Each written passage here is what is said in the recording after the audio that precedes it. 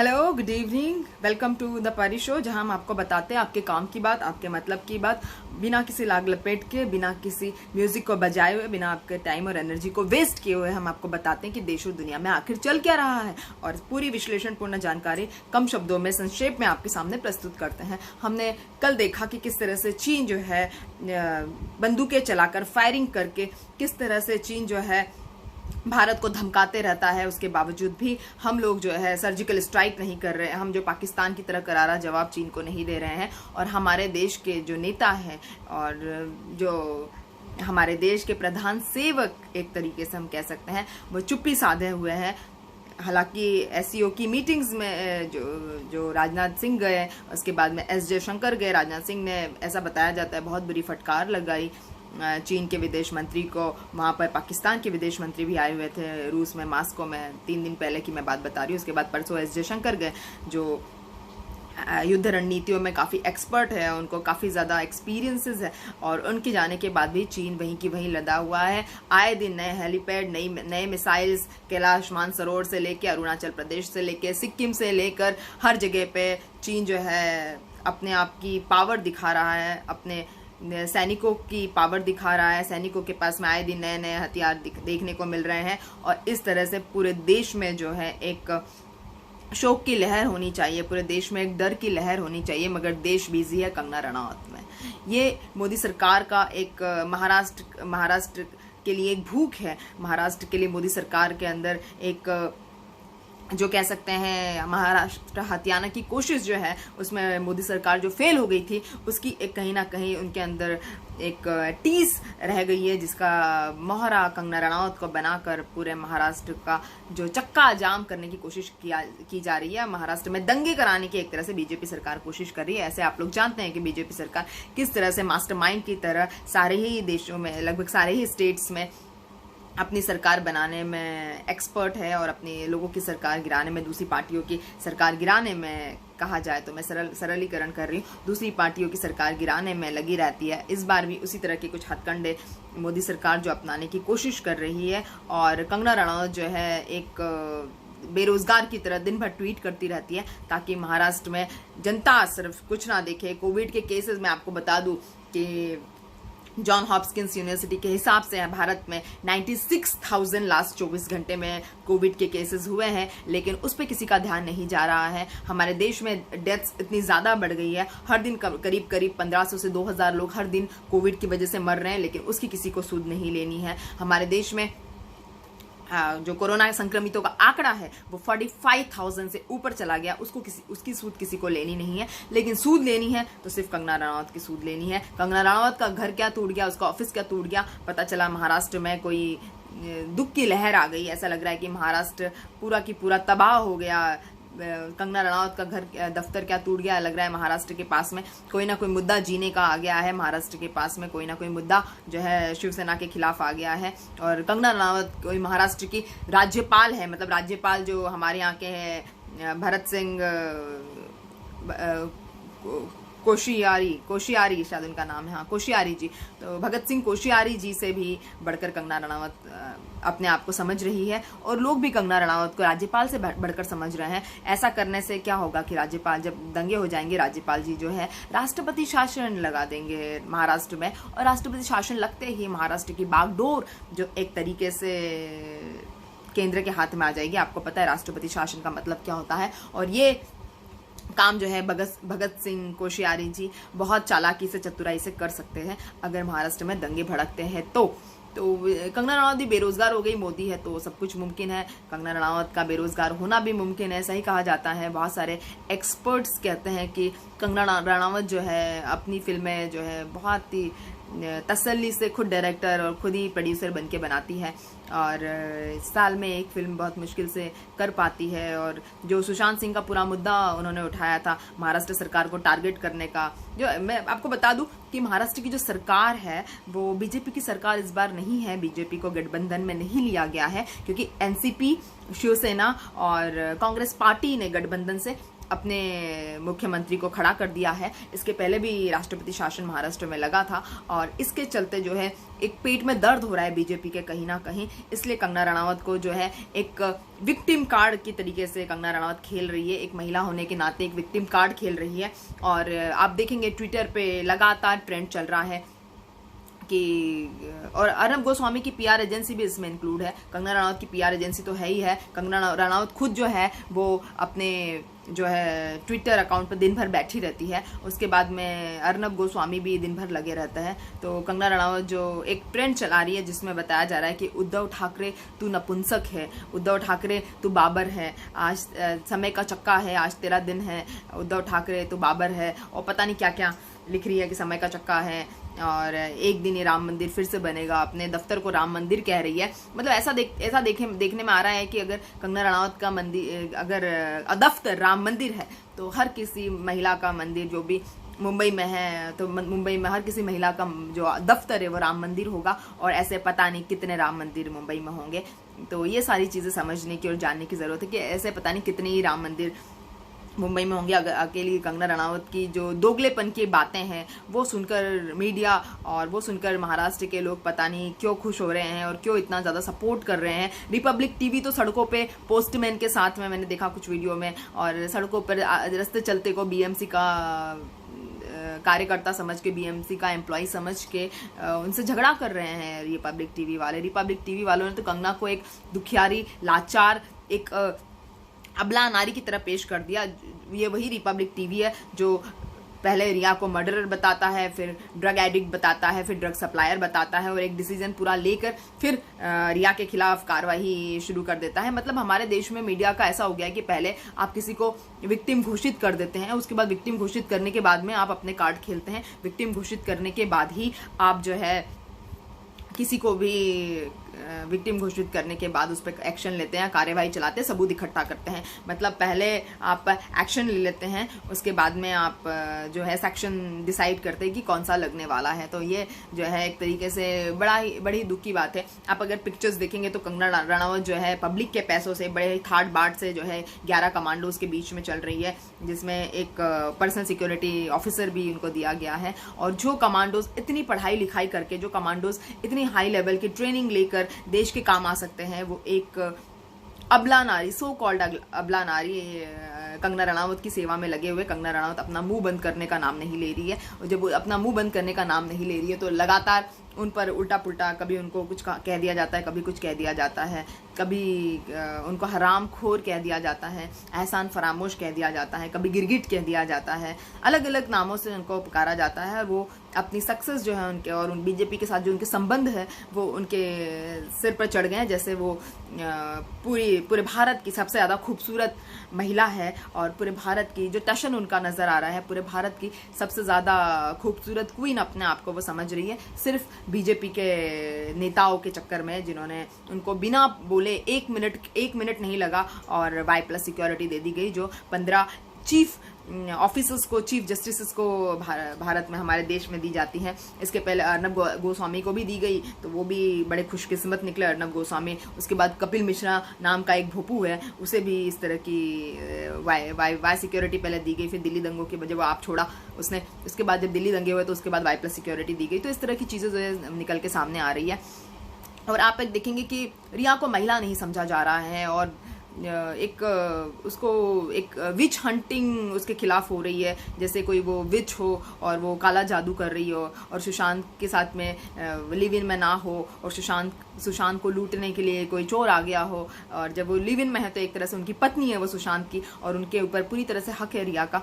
और जब वो पूरी कंसेंट के साथ में दोनों साथ में है तो डेफिनेटली सुशांत की भी मर्जी होगी, और दोनों एक दूसरे के साथ में थे। लेकिन पूरी विच हंट की एक पूरी प्रोसेस बताई जा रही है, जिसमें रिया को चुड़ैल का नाम दिया जा रहा है, काले जादू का नाम दिया जा रहा है, और एक मुट्ठी गांजा जो कभी उन्होंने सुशांत के लिए मंगवाया था, उस एक मुट्ठी गांजे ने पूरे देश को जो है हिला कर रख दिया है। शायद उसका इस्तेमाल कभी रिया ने किया भी ना हो, लेकिन एक मुट्ठी गांजे ने पूरे देश को हिला के रख दिया है। और नार्कोटिक्स डिपार्टमेंट ने अभी रिया को 21 सितंबर तक जो है प्रिजन किया हुआ है, जेल में 21 सितंबर तक वो रहेंगी।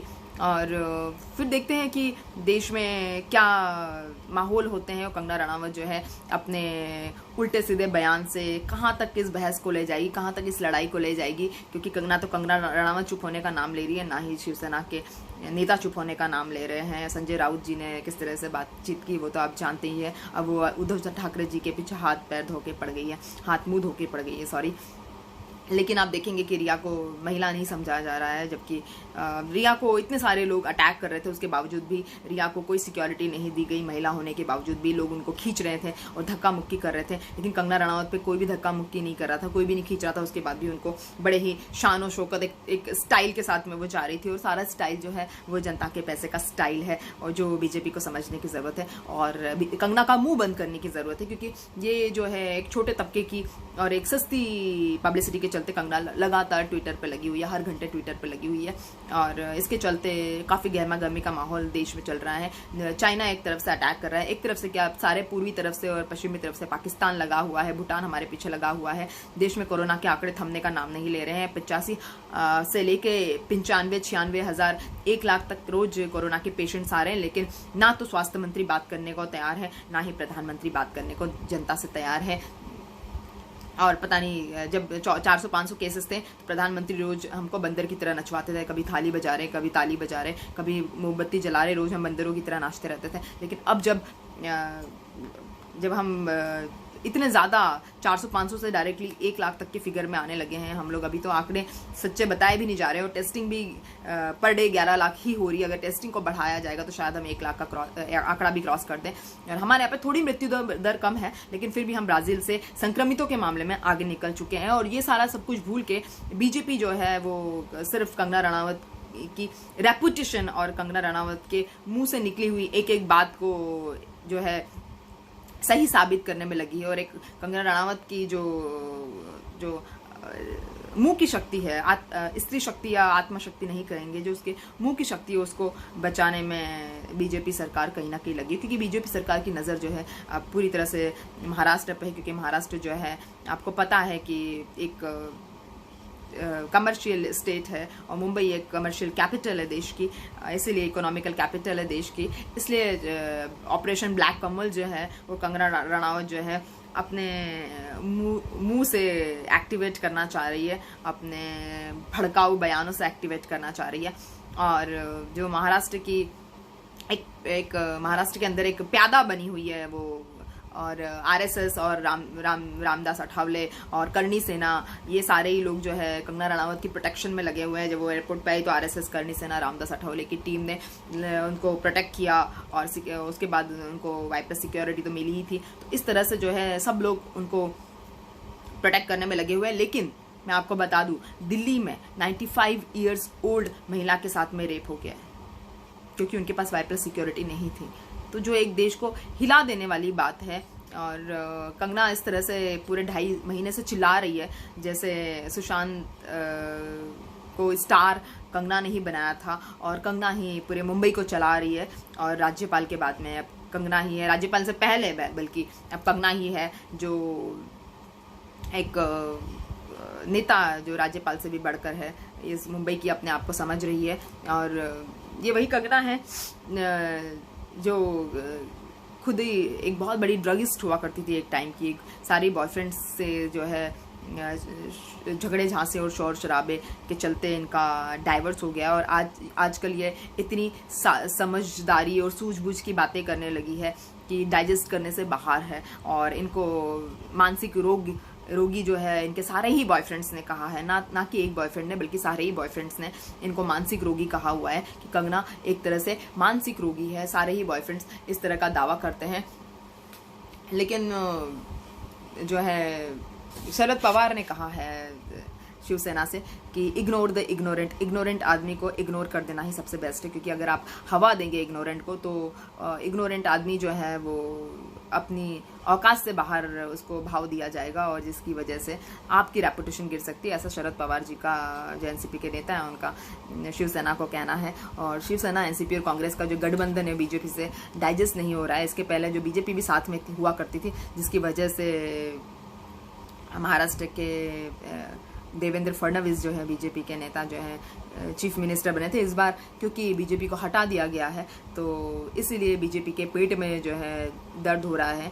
और मैं आपको बताऊंगी कि कहीं ना कहीं सिस्टम, कहीं ना कहीं जनता, कहीं ना कहीं जजेस, कहीं ना कहीं कोर्ट, कहीं ना कहीं जांच एजेंसियां, कहीं ना कहीं सरकारी एजेंसियां भी सरकार के प्रभाव में रहती है, जिसकी वजह से सारा ये खेल खिलाया जाता है या खेला जाता है। चाहे कंगना का केस हो, चाहे रिया का केस हो, आप कंगना और रिया के केस की बराबरी तो नहीं कर सकते हैं, मगर आपको ये बात माननी पड़ेगी कि अगर आप किसी से प्यार कर रहे हैं तो डेफिनेटली आप जो है एक विक्टिम बन जाएंगे लोगों के द्वारा, देश के द्वारा। पता नहीं देश कौन सी सदी में जी रहा है, लेकिन अगर आप एक ड्रामा खेलेंगे तो ड्रामा ज़रूर आपको क्वीन बना सकता है, ड्रामा ज़रूर आपको एक्ट्रेस बना सकता है, और ड्रामा ज़रूर आपको सक्सेसफुल पॉलिटिकल पार्टी का प्यादा बना सकता है।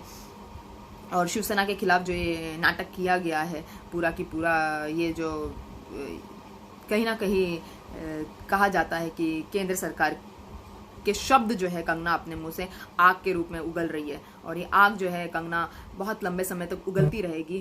और एक जो है पूरा की पूरा तबका जो है वो कंगना रनावत की तरफ है। कंगना रनावत के फैंस, कंगना रनावत की फिल्में देखने वाले, फिल्मों के पीछे पागल हमारे देश की जनता जो है लगातार कंगना रनावत को एक अबला नारी मानने लगी है, और पूरा देश जो है कंगना के साथ में आज उठ खड़ा हुआ है। ये वही लोग हैं जो, मैं आपको बता दूं सबसे पहले कि ये वही लोग हैं जो रिया को पूरी तरह से एक मर्डरर और ड्रगिस्ट और पता नहीं क्या क्या, चोर और गोल्ड डिगर और एक्सप्लॉइटर और अनसक्सेसफुल और चुड़ैल और जादू करने वाली और पता नहीं क्या क्या ये लोग बोल रहे थे। और वही जब कंगना रनावत अपनी नौटंकी लेकर आई है तो वही लोग जो है कंगना रनावत के फेवर में हैं, जो बहुत ही मतलब रहस्यमयी बात है कि ऐसे कैसे वही देश, वही जनता,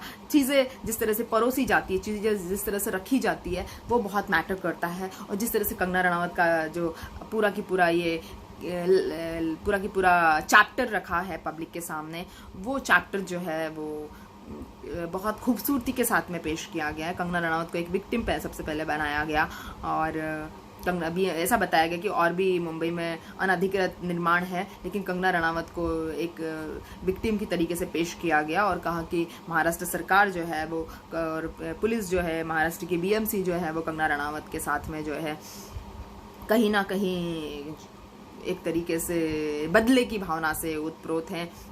जैसे कि कंगना को कहा था, जब कंगना ने पीओके घोषित कर दिया था मुंबई को, तो कहा था कि मुंबई ना आए, तो उसी के चलते जो है ये इस तरह से कंगना पर रिएक्ट कर रही है शिवसेना। और शिवसेना जो है अमेच्योर पार्टी के रूप में पूरी महाराष्ट्र के साथ साथ सारे स्टेट्स में बताई जा रही है, दिखलाई जा रही है। बहुत सारे मीडिया चैनल्स जो है कंगना के एकदम सगे वाले बन गए हैं। और इस पे टीएमसी की जो पश्चिम बंगाल की एक पार्टी है, तृणमूल कांग्रेस की जो नेता है महुआ मोइत्रा, उन्होंने बहुत ज़्यादा नाराज़गी जताई है कि जब हमारे देश में 1 लाख लोगों पर सिर्फ 138 पुलिस वाले हैं, जो पूरे विश्व में जहाँ पर भी 71 कंट्रीज़ है, शायद 71 कंट्रीज़ में पूरे देश में 5वें स्थान पे हम सबसे कम अनुपात में है, जहाँ पर 1 लाख लोगों पे सिर्फ 138 पुलिस वाले हैं। तो जब 71 देशों में हम लोग सबसे कम अनुपात में हैं, 5वें सबसे कम अनुपात में हैं, तो ऐसे में जो है हमारे यहाँ के जो पुलिस वाले हैं उनका मिसयूज क्यों किया जा रहा है, कंगना रनावत के लिए क्यों इस तरह से हमारे यहाँ की जो एजेंसीज है, सुरक्षा एजेंसीज है, उनको बेहतर कामों में लगाया जा सकता है। वैसे भी देश को सुरक्षा की और पैसों की ज़रूरत है, तो इस तरह से पब्लिक के पैसे वेस्ट क्यों किए जा रहे हैं। तो तृणमूल कांग्रेस की नेता महुआ मोइत्रा ने इस तरह से उंगली उठाई है। लेकिन फिर भी मैं आपको बता दूंगी कि जहाँ पे बीजेपी का दांव छिड़ता है तो चलता ही चला जाता है। तो बीजेपी का एक नया रंग और नया दाव नए रूप में आपको नज़र आ रहा है। और ये जो है काफ़ी बीजेपी और आरएसएस और करणी सेना और पता नहीं किस किस की स्पोक्स पर्सन बनी हुई है।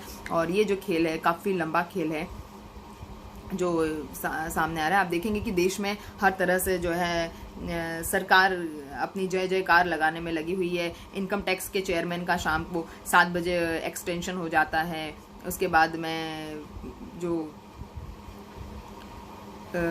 पर्सनल अकाउंटेंट जो मोदी जी के हैं वो जो है आरबीआई के चेयरमैन बन जाते हैं। और इस तरह की चीज़ें जो है काफ़ी बार देखने में सामने आ रही है कि कई सारी चीफ जस्टिस जो है वो मेंबर ऑफ पार्लियामेंट बन जाते हैं।